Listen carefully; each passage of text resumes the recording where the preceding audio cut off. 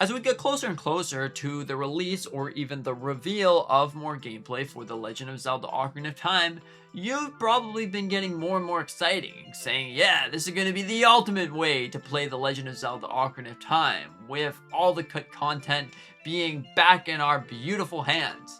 Now, if we were to take a look at this right here, PlayAsia has just listed the potential price for this game, and honestly, it's definitely shocking to say the least. So it turns out that apparently The Legend of Zelda Ocarina of Time Remake is going to be $60. Now $60 doesn't sound all that bad, but if you put it into context and consideration on what this means for Nintendo games, it is definitely really interesting.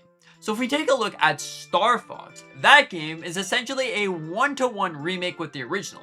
It does add brand new multiplayer mode, new visuals, and also new voice acting lines, but besides that, it's essentially the same game. The digital copy of that game is $50, while the physical is $60. Does that sound familiar? I think it does. So what exactly does this mean for Nintendo moving forward? Now, if we were going to look at it, like $60 means either a smaller brand title or a big brand new experience, but essentially a one-to-one remaster, that could essentially mean that Ocarina of Time Remake is going to be just a one-to-one remaster with more visuals. Now, they didn't necessarily use remake in the title. They did in fact use Reborn. So these are two completely separate things. Remake is where you take the game and you essentially remake it, but Reborn could mean a plethora of different things. Like Reborn on one hand could just be you're taking the same game and you're making it reborn, so it came to a new light in 2026.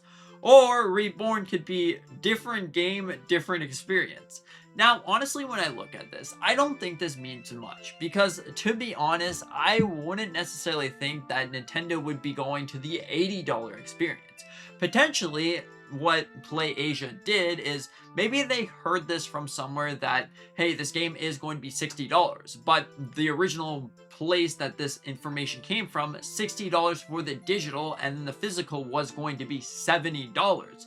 That, on the other hand, would make sense, because we see a lot, and I mean a lot of $70 games. If you look at Donkey Kong Bonanza, that is a big, massive game that is $70. Tears of the Kingdom, a $70 experience. We also have like Hyrule Warriors, that's a $70. Kirby Air Riders, $70. So these are all $70 experiences, and they're pretty substantial when you really look at it. So honestly, this is probably what went on here. Maybe they just heard this from somewhere, or PlayAsia decided to jump the gun and go, you know what, it's gonna be $60. Who knows? But overall, at the end of the day, I honestly still believe that this is going to be a completely separate Legend of Zelda game. If you look at the plethora of cut content that was in this game, you'll realize that this is going to be an ultimate experience. If you're going to make it Reborn, this is truly the way that you do it. Because with the original N64 version, they had a lot more planned for Ocarina of Time, but due to the limitations in the hardware at the time in the N64, they weren't able to really fit all that stuff into a cartridge and make the game actually run good, so they decided to cut it. Like, the Light Temple was originally going to be that transition in between getting the Master Sword to getting to the Scarred Realm.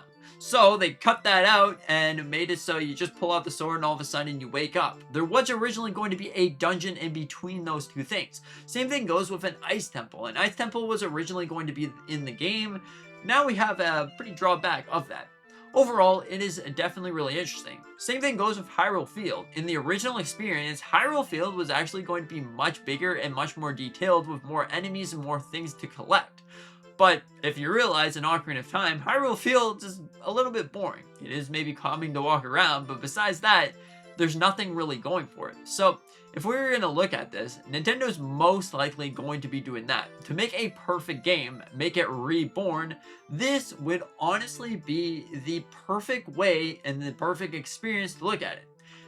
$80 isn't going to be the price here for The Legend of Zelda Ocarina of Time. It just doesn't make sense, because the only three $80 games. There's only three $80 games. Technically, there could be more $80 experiences if you count DLC and all that stuff, but right now there's only three. That goes with Mario Kart World, GTA 6, and for some reason Fire Emblem Fortune Weave is an $80 experience. If you looked at those are all brand new experiences. Mario Kart World kind of makes sense. This was going to be the big evergreen title of the Nintendo Switch 2. GTA 6 obviously makes sense because that's the biggest game in the world. Fire Emblem makes no sense whatsoever, but seeing as The Legend of Zelda Ocarina of Time is a remake, it's going to most likely fall into that $70 category, and I guess they just mistaked it with, yeah, but $60 is going to be digital because Nintendo's doing that now. Physical looks more expensive than digital and vice versa. But overall, this is definitely a really interesting time. I am so excited for The Legend of Zelda Ocarina of Time. It is going to be an absolute insane masterpiece with so many things to do and so many things to explore. Like, honestly, if you were going to look at Ocarina of Time, there are so many things that they can add. Like, right now, we don't know much about this game, but we do know that Link has a Triforce of Courage. Like, this is a thing that pretty much everyone has pointed out. Oh, maybe he just has, he's the courageous hero of courage. But that doesn't really make sense, because it wasn't there in the original. So obviously, things have already changed. If you had any doubts about this game, gonna be a one-to-one remake, that's all we're getting here. Ocarina of Time is going to be the exact same game that we played 30 years ago. It's not going to be like that. It's going to be something completely different. The reason why this is $60 is most likely because they jumped the gun. Like, some stores, they sometimes do this. They just, place a, here you go, you can look at this game, $60, Ocarina of Time. They don't actually have the box art, so that's where my confirmation comes from. You know what? They don't have the box art. It's not officially going to be $60. $70 for this game makes a lot of sense. First off, it is inside the Triforce of Nintendo, where I would like to call it, where it's essentially Mario, Zelda, and Pokemon. The games that they can easily get away with charging it whatever they want. Then, also, this is a pretty substantial game. A game that has lasted through time. A 30-year-old game, essentially, that is really, really big and still going. It is still doing things for the video game industry. And also, it just, like, if they wanted to, I guess it could sell as an $80 game if they were going to add the Light Temple and the other things. The other games that I could see $80 is going to be the next 3D Mario. That's going to be $80. Same thing goes with most likely Pokemon Winds and Waves. That's going to be an $80 experience. And same thing goes with whatever other games, potentially Xenoblade, but I don't necessarily see it. I don't really know why Fire Emblem Fortune Weave is $80. Like, that doesn't make sense, but overall, what are your thoughts on this?